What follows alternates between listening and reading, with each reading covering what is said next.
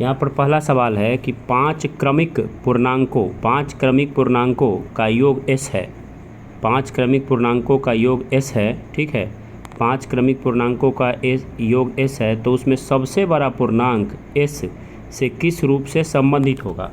तो पांच क्रमिक पूर्णांकों, अच्छा चलिए मान ले 1 है, 2 है, 3 है, 4 है, 5 है, तो यही ना होगा बीच वाला औसत होता है, तो इसी को s मानेंगे, इसी को हम s मानेंगे। तो आप तो जानते हैं औसत निकालने का मतलब क्या होता है, टोटल पूर्णांकों का योग बटे टोटल संख्या। तो टोटल पूर्णांक को अगर हम s ले लिए, ठीक है, और टोटल संख्या कितना है 5 है, तो s/5 हो गया। और कह रहा है सबसे बड़ा, तो ये हो गया चौथा, ये हो गया पाँचवा। तो बीच के बाद कितना बढ़ा, 2 और बढ़ा, तो इसमें कर देंगे बाई 2 कर देंगे, ठीक है। अब इसको सॉल्व करेंगे तो क्या आ जाएगा, s + 10/2। समझ गए आसानी से, s + 10/5 हो जाएगा, s + 10/5। तो आसान तरीके से ये सवाल आपके सामने बन गया। फिर से मैं बताता हूँ, पांच क्रमिक पूर्णांकों का योग s है। मान ली एक संख्या ये है, एक संख्या ये है, एक संख्या ये है, एक संख्या ये है, एक संख्या ये है, एक संख्या ये है, बीच वाला जो है ये s है, ठीक है, पूर्णांक s है। तो आप मान लीजिए कि औसत क्या निकालते, टोटल संख्याओं का योग बटे टोटल संख्या, तो बीच वाला ही औसत हो गया s, तो s हो गया, ठीक है। और टोटल संख्या 5 है, तो s/5 हो गया। और पूछा कि सबसे बड़ा पूर्णांक, उसमें सबसे बड़ा पूर्णांक एक है, किस रूप में संबंधित होगा, तो ये चौथा हो गया, ये पाँचवा हो गया। तो आप देख रहे हैं इस 20 से 2 ही बढ़ा, न केवल 2 संख्या बढ़ा, तो इसमें 2 को जोड़ देंगे। अब इसको जब लसा निकालिएगा तब 5 का नीचे 5 रहेगा, ये s हो जाएगा, और s प्लस क्या हो जाएगा, 10 हो जाएगा। तो ये सवाल आसानी से बन गया, ठीक है। तो इसका आंसर हो गया s + 10, s + 10 आसानी से बन गया। अब दूसरा सवाल देखा जाए। दूसरा सवाल है कि श्रेणी के कितने पदों का योगफल 5050 होगा। कितने पदों का योगफल 5050 होगा। तो आप ये जो लिखा गया है ये बहुत ही बेहतरीन इसका फॉर्मूला है। इसी पे ये सवाल आसानी से बनता है कि प्रथम n प्राकृतिक संख्याओं का योग, ठीक है, प्रथम n प्राकृतिक संख्याओं का योग क्या होता है, तो n × n + 1/2 होता है, ठीक है। प्रथम n प्राकृतिक संख्याओं का योग n × n + 1/2 होता है। तो मान लिए कि पहला संख्या जो है, पहला संख्या क्या है, तो पहला संख्या क्या है, इसके लिए हम क्या करेंगे, हम ऑप्शन से इसको बना देंगे, ऑप्शन से ही बना देंगे। हम पहला संख्या ले लेंगे 100 ले लेंगे, ठीक है, n लेंगे 100, और n + 1 यानी 101 लेंगे, और इसको 2 से भाग देंगे।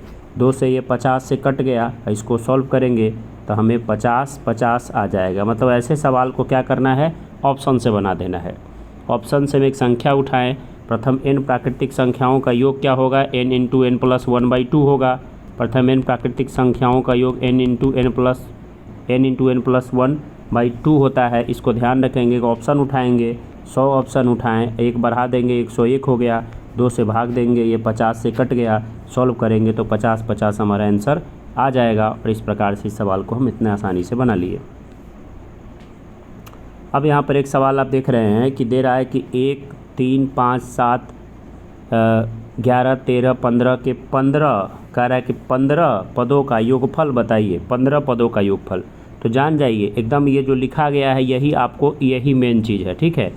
n² = n²। अगर आपको विषम पदों का योगफल पूछे, विषम का, किसका पूछे, विषम का पूछे, तो सीधे n² कर दीजिए, जितना संख्या है उसका स्क्वायर कर दीजिए। तो 15 संख्या का पूछा तो 15 का स्क्वायर 225 आंसर हो गया। अगर विषम का पूछे, लगातार विषम है 1 3 5 7 9 11 13 15, तो 15 पदों का पूछा तो क्या करना है, जितना पद का है उसका सीधे स्क्वायर कीजिए और आंसर हो जाएगा। जितना पद है सीधे उसका स्क्वायर कीजिए और आंसर हो जाएगा, ठीक है। तो ये आप समझ गए। आगे देखा जाए 4 नंबर सवाल। अगला सवाल है 50 से कम 3 के सभी धनात्मक गुणजों का योगफल बताइए। 50 से कम। तो इस सवाल को बनाने के लिए हमको पहले क्या करना होता है कि सार्व अंतर निकालना पड़ता है। सार्व अंतर मतलब हम निकालेंगे कि 50 से कम 3 के सभी धनात्मक गुणजों का योगफल बताइए। तो पहले हम देखेंगे कि संख्या है कितना। जब 50 से कम है लेकिन 3 के गुणज है तो पहला तो 3 होगा, पहला तो 3 ही होगा ना, जब 3 का गुणज पहला 3 होगा, और लास्ट जो है सो 48 होगा, यही ना होगा। 50 से कम हो गया और 3 के गुणज हो गया, यही अंक है, समझ गए। तो कितना संख्या है इसको निकालने के लिए हम क्या करते हैं, जो अंतिम संख्या माइनस प्रथम संख्या, अंतिम संख्या माइनस प्रथम संख्या, क्या लिखेंगे, अंतिम संख्या माइनस प्रथम संख्या बटे सार्व अंतर, सार्व अंतर में कितना कितना का अंतर है, 3 के गुणात्मक में 3 का अंतर है, ठीक है, प्लस 1 करेंगे। इसका आप ये फॉर्मूला याद रखिए, कोई भी सवाल आसानी से बना सकते हैं। क्या मैंने कहा, अंतिम संख्या यानी 48 है सबसे बड़ी संख्या जो 3 के गुणज में है, और सबसे छोटी संख्या जो 3 के गुणज में 50 से कम क्या होगा, 3 होगा। तो दोनों का सार्व अंतर कर दिए, बड़ी संख्या माइनस छोटी संख्या, अंतिम संख्या माइनस प्रथम संख्या बटे सार्व अंतर, ये 3 के गुणज है प्लस 1, ये फार्मूला है, इसको करेंगे। तो 48 में से अगर हम 3 को घटाएंगे तो कितना आएगा, 45 आएगा। अब 45 को 3 से भाग देंगे तो क्या आएगा, 45 को 3 से भाग देंगे तो 15 हो जाएगा, 15 प्लस 1 16 हो गया। यानी टोटल 16 संख्या है जो 3 के गुणज में है, जो 50 से छोटी है, मतलब 50 3 से बड़ी और 50 से छोटी 16 संख्या टोटल है, 16 संख्या। अब जब योग पूछेगा, योग जब कहेगा निकालने के लिए, तो योग निकालने के लिए हम क्या करेंगे, योग निकालने के लिए हम ये जो तरीका है ये अपनाते हैं योग निकालने के लिए। तो क्या करते हैं इसमें, हम क्या करते हैं योग निकालने के लिए, जो प्रथम संख्या यानी हम देखे थे यहाँ, जो हम देखे थे योग निकालने के लिए क्या करेंगे, 50 से कम 3 के गुणज में कह रहा है, तो 50 से कम 3 के सभी धनात्मक गुंजों का योगफल बताइए। तो n/2, ठीक है, इसको कैसे हम निकालेंगे, आइए देखते हैं। हम तो पहले संख्या निकालनी है, संख्या निकालना आप सीख गए, अब हम निकालते हैं कि कैसे निकालेंगे। तो प्रथम संख्या जो है प्रथम पद प्लस अंतिम पद, तो प्रथम पद क्या है, प्रथम पद इसमें क्या है, प्रथम पद अंतिम पद 3 था प्रथम पद, अंतिम पद क्या था जो 3 के गुणज में था 48 था। अब बाई 2 लिखबे करेंगे, कन्फर्म क्या लिखेंगे, बाई 2, और गुने जितना नंबर आया था, तो कितना नंबर आया था 16 नंबर, तो 2 से काट देंगे 8 हो गया, तो यहाँ जोड़िए तो 3 और 48 हो गया 51 गुने 8, तो आंसर हो गया 408 आंसर हो गया। आसान तरीके से बन गया। फिर से एक बार बता दूं क्या, फिर से एक बार मैं आपको बताता हूं। देखिए पूछा कि 50 से कम 3 के सभी धनात्मक गुणजों का योगफल बताइए। तो बताइए पहला क्या संख्या होगा, 3 होगा, और अगला क्या होगा, 48 होगा लास्ट, यही ना 50 से कम 3 के गुणज में आएगा, 3 और 48 और कोई नहीं होगा, ठीक है। क्योंकि 48 से आगे बढ़िएगा तो 50 के पार चल जाएगा, और 3 के नीचे 2 1 है जो है नहीं, ठीक है। तो यहाँ पर हम पहले नंबर निकालते हैं कि टोटल कितना नंबर है जो ऐसा है जो इस शर्त को पूरा करता है। तो टोटल नंबर निकालने का क्या तरीका है, जो अंतिम संख्या माइनस प्रथम संख्या, तो क्या करेंगे, अंतिम संख्या 48 है तो 48 माइनस 3 अब बटे सार्व अंतर, सार्व अंतर क्या है, 3 का अंतर है तो 3 दे देंगे, अब प्लस 1, ये याद कर लीजिए। तो 48 में से 3 घटाएंगे तो 45, क्या, अब 45 को भाग देंगे 3 से तो कितना हो गया, 15, 15 प्लस 1 16 हो गया। तो टोटल नंबर हमको कितना आ गया, टोटल नंबर हमको आ गया 16, टोटल नंबर आ गया कितना, तो 16 आ गया। तो नंबर क्या हो गया, n बराबर 16 हो गया। अब जो निकालने का तरीका है, अब इसका योगफल निकालने का क्या तरीका है, योगफल कैसे निकालेंगे, तो अंतिम संख्या, ठीक है, प्लस प्रथम संख्या बाई 2 रहेगा नीचे कन्फर्म, इनटू n मतलब कितना आया है, n का वैल्यू 16 आया है तो 16 दे देंगे, तो 2 से 8 मरतबा कट गया, तो 48 प्लस 3 51 गुने 3 8 408 हो गया। समझ गए अच्छे से। आते हैं 5 नंबर सवाल देखते हैं। 5 नंबर सवाल क्या कहता है, आइए देखते हैं 5 नंबर सवाल। 5 नंबर सवाल में दिया गया है जो 1 2 3 4 5 6 7 8 9 10 तक दिया है, इसका वैल्यू 55 दिया है, यही मेन चीज़ होता है। ऐसा सवाल है एकदम ध्यान से दिमाग में उतार लीजिए, 1 2 3 4 5 लगातार है, 10 तक है, इसका योग 55 दिया है, और यहाँ दे रहा है 6 12 18 24 60, इसका पूछ रहा है। तो आसान है, क्या करना है, अगर जो यहाँ पर बताया गया है जो तरीका, मेरे पास संसाधन का अभाव इसलिए मुझे इस PDF से काम करना पड़ता है, ठीक है, लेकिन आपको पढ़ने के लिए सफिशिएंट है, मैं सारा समझा रहा हूँ। तो देखिए यहाँ पर जो इसका वैल्यू 55 दिया है, 1 2 3 4 10 का वैल्यू, तो अगर इसको लिख करके जो दूसरा टर्म का पूछ रहा है इसको हम लिखेंगे, लिख करके 6 कॉमन ले लेंगे, तो सेम यहाँ पर देखिए 10 तक आ गया, इसका वैल्यू तो 55 हमको पता ही है कि 10 तक का वैल्यू 55 है। ये जो बाहर संख्या 6 आया है, 6 जो कॉमन ली, उस 6 को सीधे 55 से गुना कर देंगे तो आपका 330 जो है आंसर बन जाएगा। और ये बहुत ही आसान सवाल है, बहुत ही आसान सवाल है। फिर से बताते हैं, अगर ऐसा दिया रहे, ऐसे दे करके इसका मान दिया रहे तो सेकेंड टर्म को क्या करेंगे, कॉमन ले लेंगे। 6 जब कॉमन लेंगे तो अंदर में 1 प्लस 2 प्लस 3 प्लस ऐसे ऐसे 10 का वैल्यू, आपको 10 तक का वैल्यू तो पता है 55, उस 55 को सीधे 6 से गुना कीजिए और 330 आंसर मार के परीक्षा में निकल जाइए। अब सवाल है कि 11, 12, 13 से 20 तक का किसके बराबर होगा। 11, 12, 13 और 20 किसके बराबर होगा, ठीक है। तो आप यहाँ पर देखिए किसके बराबर होगा। तो यहाँ पर क्या है कि लगातार संख्या है ना, ये 11, 12, 13 क्या है, ये गलत दिया हुआ है, इससे कोई मतलब लेना हमको नहीं, ये गलत दिया, इसको बंद कर देता हूँ।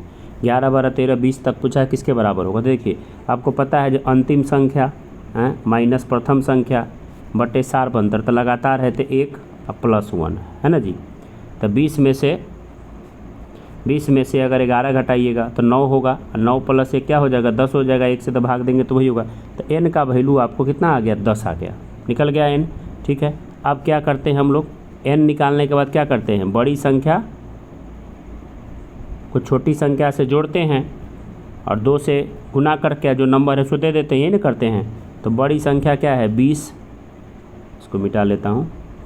देखिए यहाँ पर जो है हम जो पिछला सवाल बनाए थे सेम उस पैटर्न पे ये सवाल बना हुआ है। देखिए इसका मान पूछ रहा है हमको, इसका मान क्या होगा।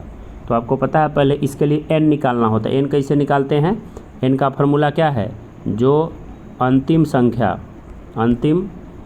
n का क्या होता है n निकालने का, कि लास्ट नंबर, ठीक है, माइनस फर्स्ट नंबर बटे सार्व अंतर, क्या होता है सार्व अंतर, ठीक है।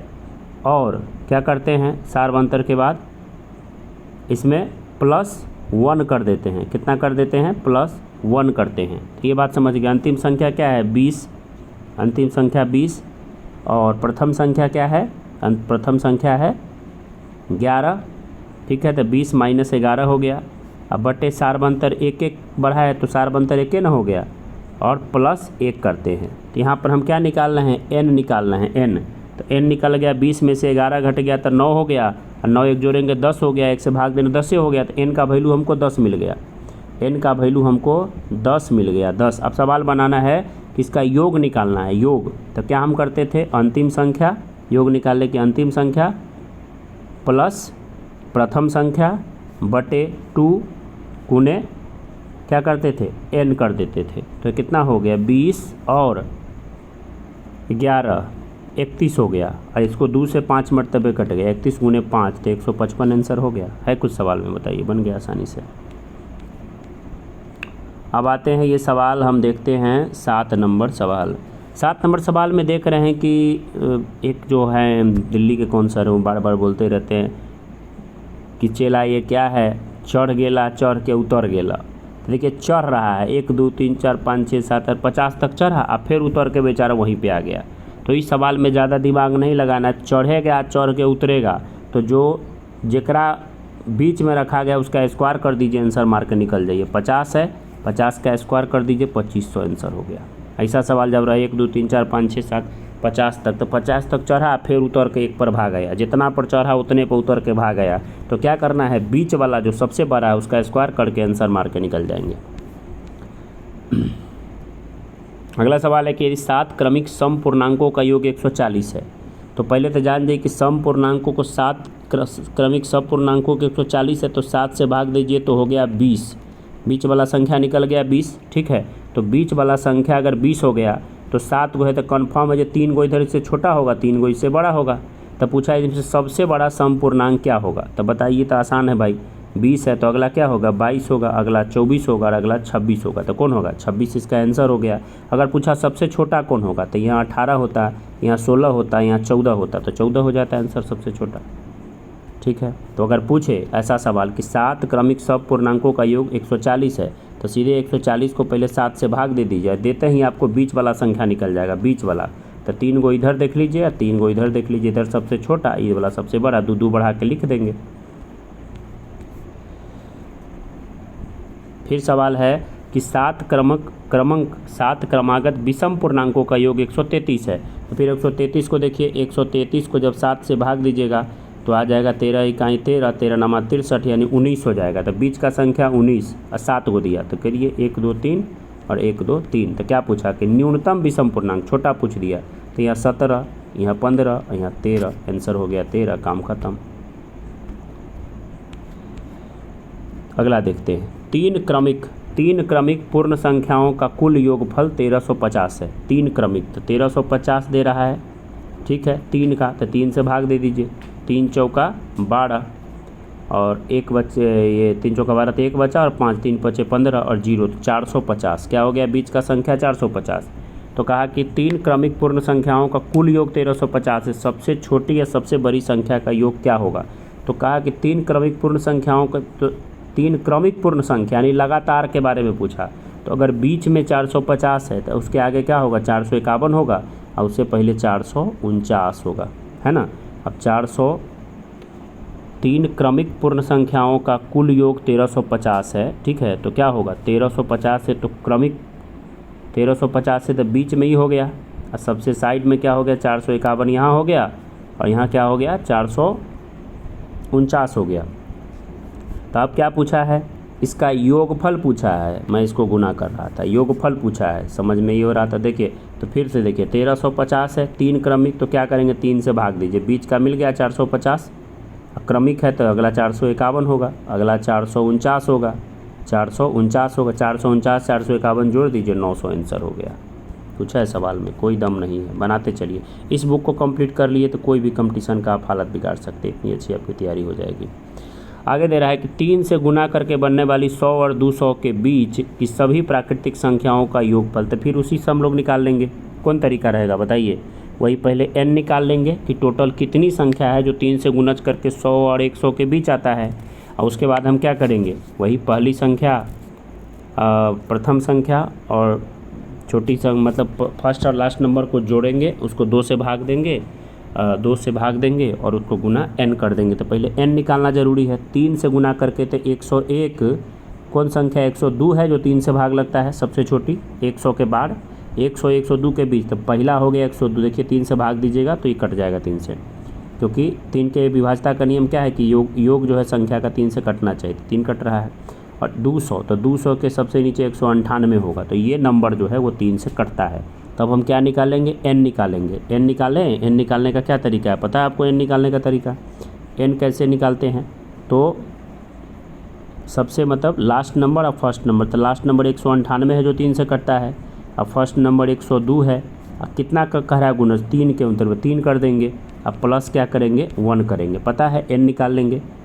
तो 198 में से आप घटा दीजिए कितना, 102 घटा दीजिए तो कितना हो जाएगा, 6 हो जाएगा और 9 हो जाएगा और कट गया, 96 हो गया। 96 को क्या कीजिए, 96 को 3 से, 96 आ गया ना, 96 को 3 से दे दीजिए, 3 तिहाई 9 और 3 दूना 6, तो 32 आए वही जोड़ के 33। तो n का वैल्यू क्या हो गया बताइए, n बराबर आपको n बराबर 33 मिल गया, ठीक है।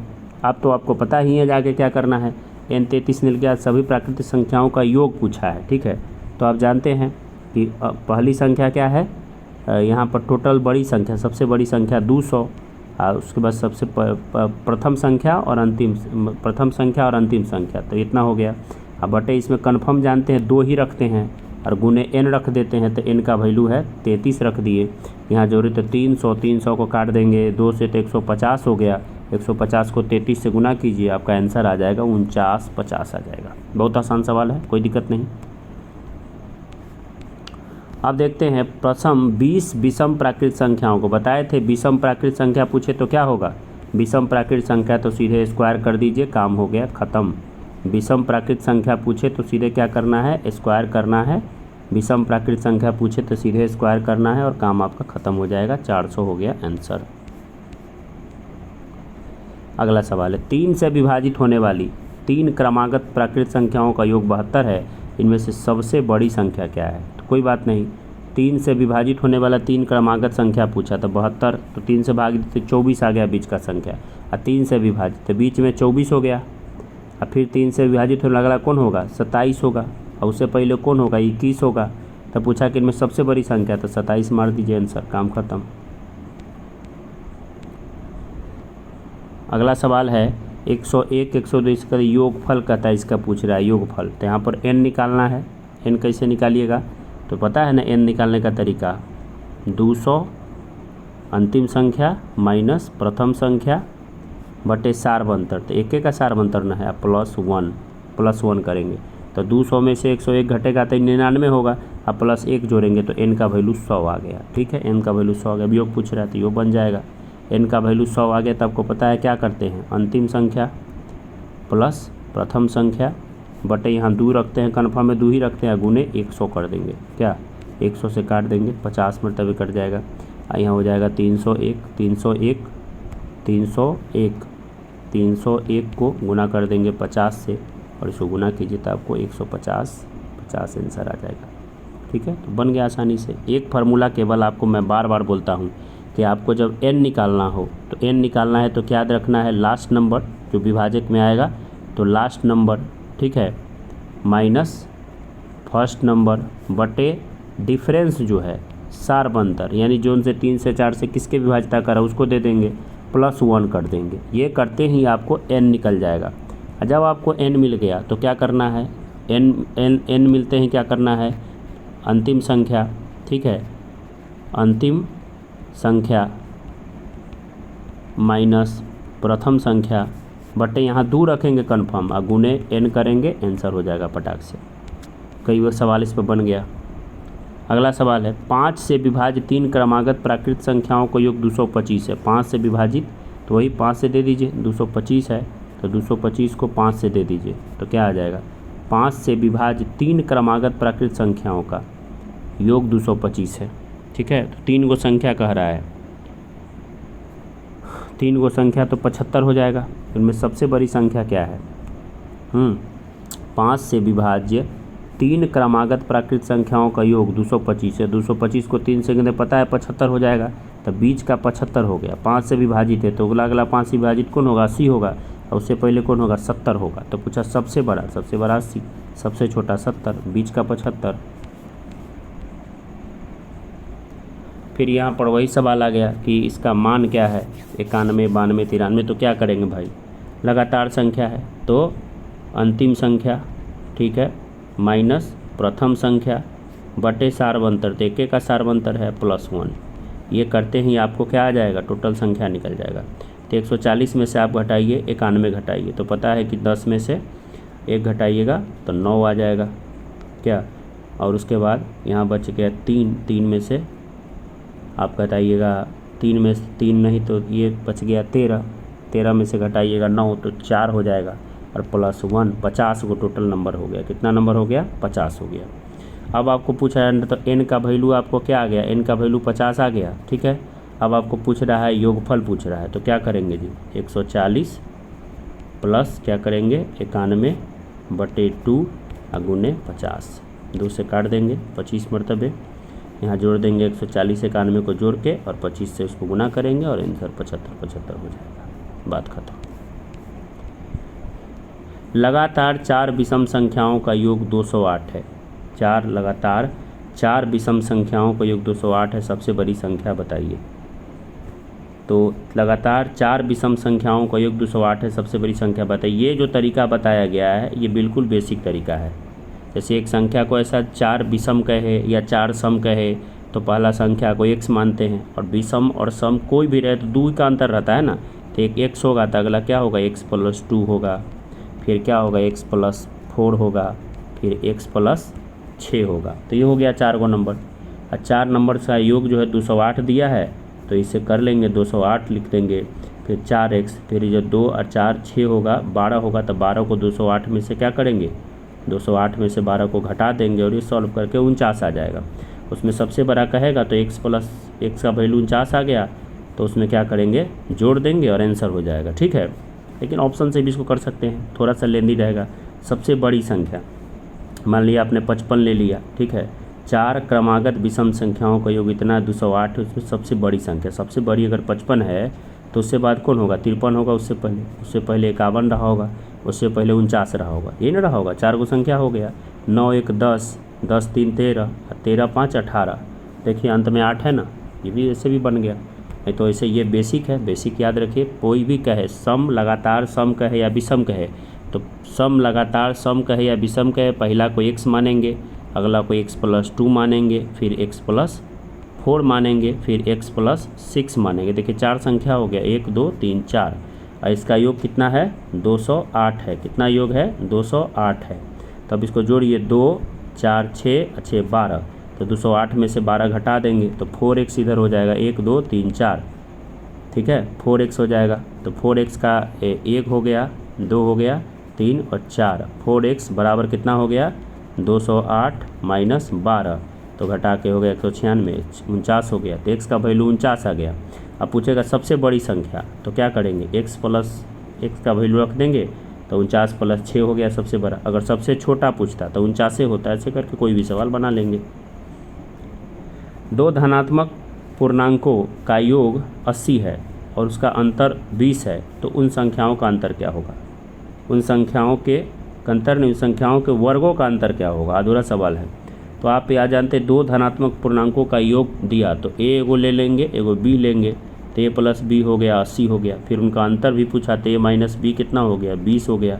तब जानते हैं प्लस माइनस रहता है तो कट जाता है, तो इसका वैल्यू 100 हो गया, आई हो गया 2x, तो x का वैल्यू 50 आ गया। x का वैल्यू 50, तो एक अगर 50 है तो अगला 30 होगा, तब ना 80 होगा। तो आपको पता चल गया वैल्यू, पता चल गया वैल्यू, जो a का वैल्यू 50 है तो b का वैल्यू क्या है 30 है, निकल गया। अब पूछता है इनके अंतर के वर्गों का योग, तो अंतर कर दीजिए, अंतर के वर्गों का योग।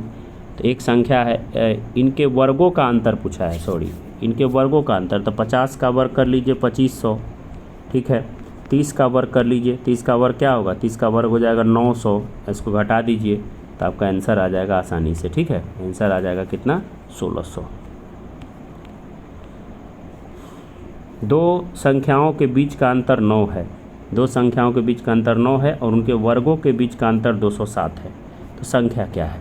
देखिए तो आप देखिए दो संख्याओं के बीच का अंतर 9 है, आपको दिया कि a - b का वैल्यू 9 दे दिया, कोई बात नहीं, और उसके वर्गों के बीच का अंतर यानी a² प्लस नहीं, देखिए दो संख्याओं के बीच का अंतर 9 दे दिया, ठीक है। तो 9 ले ली दो संख्याओं के बीच का अंतर, और उसके वर्गों के बीच का अंतर यानी वर्ग इस संख्या का a² - b² का अंतर दे दिया 207 दे दिया। तो आप ये फार्मूला तो याद ही रखिए हमेशा, a² - b² होता है a + b into a - b होता है, तो बराबर 207 ही हो गया, क्या 207 ही सामने लिख देंगे। तो इसका वैल्यू तो आपको दिया हुआ है ना, तो यहाँ 9 रख देंगे, यहाँ 9 रखेंगे और a + b का निकालना है, क्या दिक्कत है, 9 से 207 को काट देंगे, ठीक है। तो आंसर हो 33 निकल गया। तो आपको पता है कि अब आपको हो गया 33, तो आपको a + b का वैल्यू 33 मिल गया, और a - b का वैल्यू ऑलरेडी दिया हुआ है 9 दिया है, फिर ही कट गया पूरा, 2a बराबर हो गया 33 और 9, तो कितना हो गया 33 नहीं 23 था ना, 23 और 9 32 हो गया, a का वैल्यू 16 हो गया, a का वैल्यू 7 निकल जाएगा, कुछ नहीं इसमें है। यदि दो संख्याओं का अनुपात 1:1 है, यानी एक संख्या x है तो अगला क्या है 5x है, x मान लेंगे, और उसका गुणनफल 320, इसको गुना करेंगे तो कितना है 320 है, ठीक है। तो यहाँ पर x है और x है, तो x² 5 से कट जाएगा ना 64 मरतबे, तो x² बराबर 64, तो x का वैल्यू 8 हो गया। तब पूछता है कि इन दो संख्याओं के वर्गों के बीच का अंतर क्या है। तो एक संख्या अगर 8 हो गया, ठीक है, तो x² का वैल्यू मतलब 64 हो गया। 8 अगर संख्या है तो x² का वैल्यू क्या होगा 64 होगा, ठीक है, और x² का वैल्यू 64 हो जाएगा। और